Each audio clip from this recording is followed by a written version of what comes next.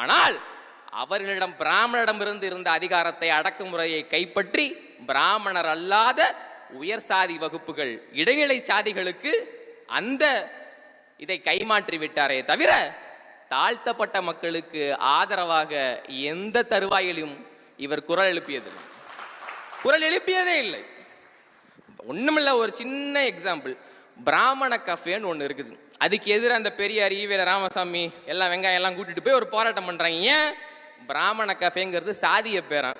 அப்ப நாயுடு ஹாலுங்கிறது என்னடா? Chettiar mess, counter mess, தேவர் பிலிம்ஸ்னு ரொம்ப நாளா படம் எடுத்துக்கிட்டு இருந்தாடா. அது எங்க? அதெல்லாம் சாதிய பேர்ல வராது. ஏன் நாயுடுகளை எதிர்க்கல? சொந்த சாதி பற்றா. அப்படிதான் இவங்க பிராமணர்களிடம் இருந்து அதிகாரத்தை கைப்பற்றி உயர் சாதி வகுப்புகளுக்கு, இடைநிலை சாதிகளுக்கு அதிகாரத்தையும் அங்கீகாரத்தையும் கொடுத்தவன் பெரியார். அதனால் என்னானது? இவர்கள் தங்களை பிராமணர்களாக கருதி கொண்டார்கள்.